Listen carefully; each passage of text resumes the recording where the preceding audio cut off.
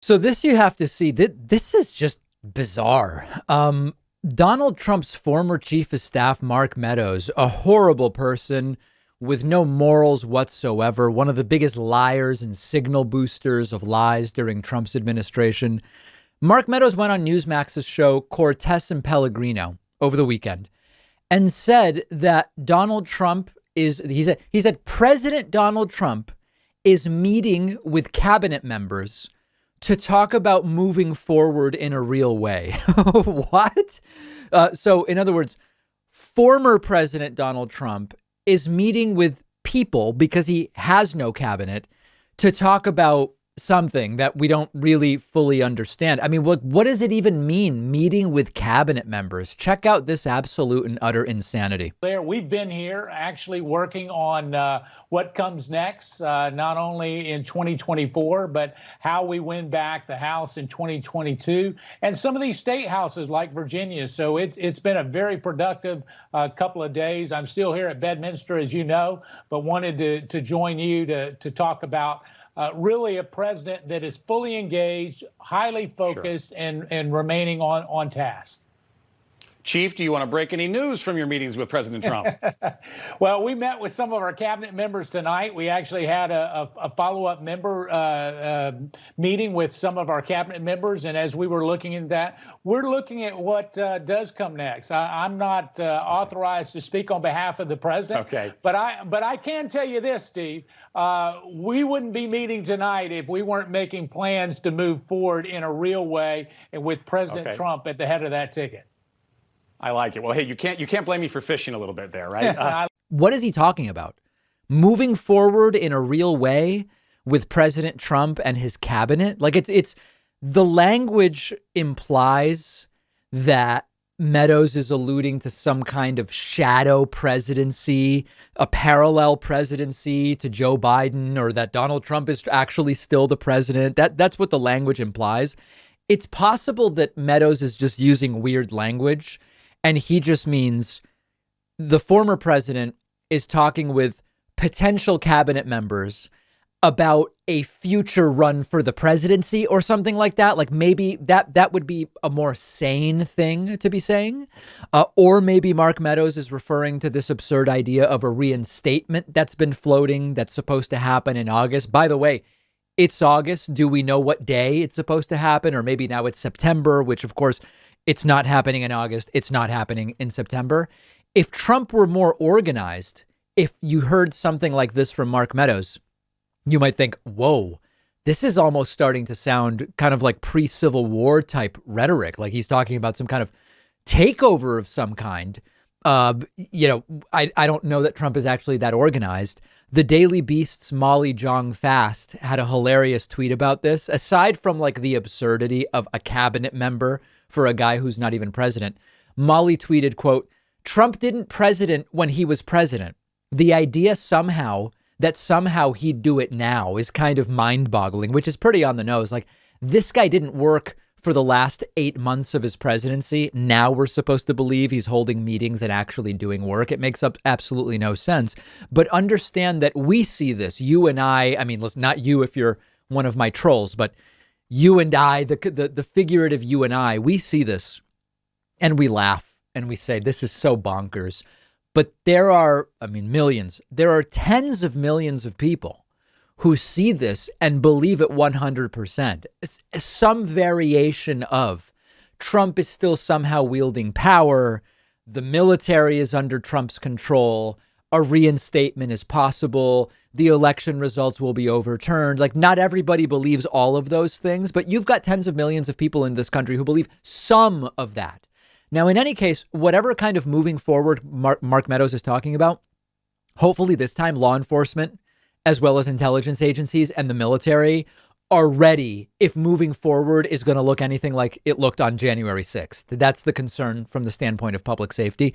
Now, also, by the way, cabinet members, I would love to know who Trump is meeting with. And I don't mean, of course, they're not cabinet members of a shadow cabinet. But what I mean is, by the end of Trump's presidency, even much of his own cabinet was pretty lukewarm about Donald Trump.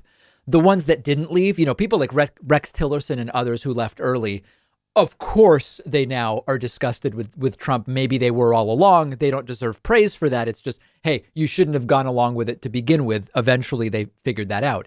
The ones that didn't leave, I mean, you know, like, is former Secretary of Education Betsy DeVos meeting with Donald Trump in Florida or New Jersey or wherever he is? Like, who is even meeting with Donald Trump at this point? That's a really curious thing. And the best thing Trump could do now, you know, if Trump really wanted to appear as not a completely out of his mind, unable to accept reality child, there is something Trump could do, and I would respect him for doing it. It wouldn't mean I would agree with other things, but I would say if Trump did this, I would say I respect that he did it, even though it would be for self-centered reasons. Trump should record a PSA, 1-minute video, no equivocation, simply saying, my fellow Americans, this is Donald Trump. We must end the pandemic.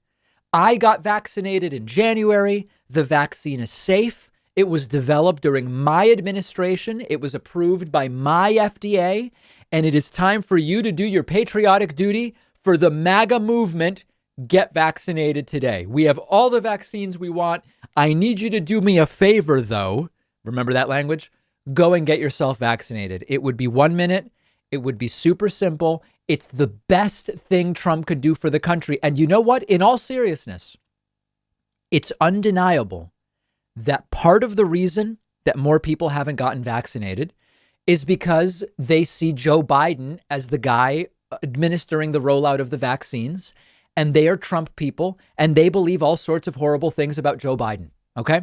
So if Trump were to do such a video, a bunch of his followers would get vaccinated, and Trump could then accurately say, I am partially responsible for getting these people vaccinated because I told them to go and I did the PSA. He would be right. I would actually not only respect Trump for doing it, I would grant him these people are so nuts. They weren't going to get vaccinated until they heard it come out of your mouth that they should go and do it in completely unequivocal terms.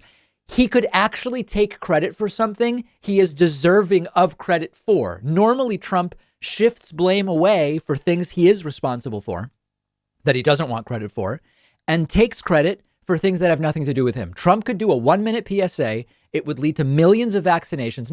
I know not everybody, not all of these people will go and do it, but millions would. And then he could actually take credit for something positive that he did. Instead, he's in this bizarre make-believe portion of his post-presidency delusional period. It's starting to get reminiscent of that Fred Trump fake office that was set up. I don't know if people remember this story that's been told. When Trump's dad, Fred Trump, was struggling with serious cognitive issues, basically, it was almost like a set. His office was kind of turned into a set in that he would have papers put in front of him every day to sign and stuff. He thought he was working. His phone only went out to his secretary. He thought he was working, but he really wasn't. It was almost like the Truman Show in a sense. Great film, by the way. That's sort of like what is becoming reminiscent. Trump's having a meeting and people sit around the table like a cabinet, but Joe Biden's president. It's starting to get both sad and disturbingly delusional. One of our sponsors today is Nebbia, the creator of the world's most innovative shower head. It uses only about half the water that other shower heads do, saving you money, helping the environment, but it's actually a lot more powerful than other shower heads on the market. It has twice the coverage of other shower heads. The water sprays with a ton of pressure. I've been using it in my bathroom at home. I love it. Only took a few minutes to set up, really easy, and it's been a totally different experience than any other shower head I've used. I can get in and out of the shower way quicker now because of how powerful it is. It only takes a few seconds to get completely rinsed off. So I was actually amazed that it's only using about half as much water. Nebbia also offers a number of shower accessories like shelves and curtains, which match perfectly with the design of the shower head. The shower head starts at just $199 and you'll get 10% off all Nebbia products when you go to nebbia.com/Pacman and use the coupon code Pacman. The link is right underneath this video.